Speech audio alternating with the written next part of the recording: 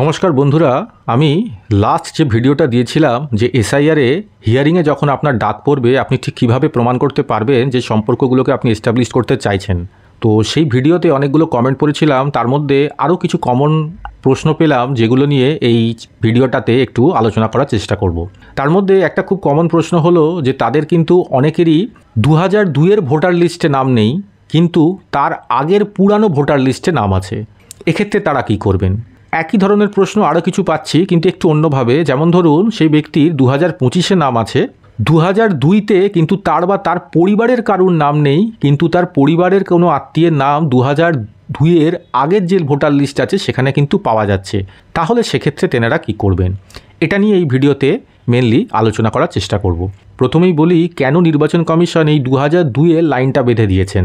তার কারণ হচ্ছে, আপনারা হয়তো জানেন যে 2002 সালে বামফ্রন্ট সরকারের আমলে কিন্তু লাস্ট এসআইআর করা হয়েছিল। তাই নির্বাচন কমিশন হয়তো ধরে নিচ্ছে যে 2002-তে যে এসআইআর লিস্টটা আছে সেটা কিন্তু অলরেডি ফিল্টার করেই তৈরি করা একটা লিস্ট। তাই 2002-এর সেই লিস্টের সাথে বর্তমানে যে ভোটার লিস্ট আছে সেটাকে ট্যালি করে কিন্তু এই ফিল্টার করার চেষ্টাটা কিন্তু নির্বাচন কমিশন চালিয়ে যাচ্ছে। তাই সবার আগে এটাই আমাদেরকে বুঝতে হবে যে 2002-এর লিস্টে নাম থাকাটা নিজের বা পরিবারের কারুর নাম থাকাটা খুবই প্রয়োজনীয়। এবার কথা হচ্ছে, অনেকেই দেখছি তাদের নাম নেই, সেক্ষেত্রে তারা কি করতে পারেন। প্রথম বলবো, ধরুন 2002-এর ভোটার লিস্টে আপনার বা আপনার পরিবারের কারুর নাম নেই, কিন্তু তার আগের কোনো সময় আপনার বা আপনার পরিবারের কারুর নাম ভোটার লিস্টে আছে। সবার আগে সেই যে ডকুমেন্টটা আছে সেটার একটা প্রিন্ট আউট বা কপি করে আগে নিজের কাছে রাখুন, কারণ এটা কিন্তু একটা সাপোর্টিভ ডকুমেন্ট হিসেবে আপনি হিয়ারিংয়ের সময় সাবমিট করতে পারবেন।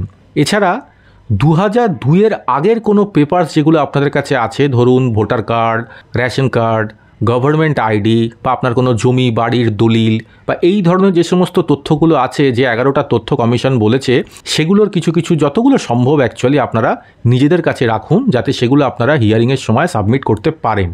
এক্ষেত্রে নির্বাচন কমিশন কিন্তু প্রথমেই যে প্রশ্নটা আপনাকে করবে বা নিজেরা চেক করবে সেটা হলো যে আপনার পরিবারের অন্য সমস্ত আত্মীয়ের বা আপনার নিজের নাম 2002-এর আগের ভোটার লিস্টে আছে, কিন্তু 2002-এর এসআইআর ভোটার লিস্টে কেন নেই।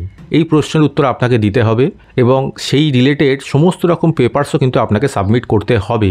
আপনি হয়তো সেই সময় এখানে থাকতেন না বা অন্যান্য কোনো প্রবলেম হতে পারে, বা প্রপারলি হয়তো আপনি অ্যাটেন্ড করতে পারেননি সেই সময়কার কোনো হিয়ারিং যদি হয়ে গিয়ে থাকে বা আদার্স কোনো সমস্যা, সেগুলো আপনি তাদেরকে বলবেন।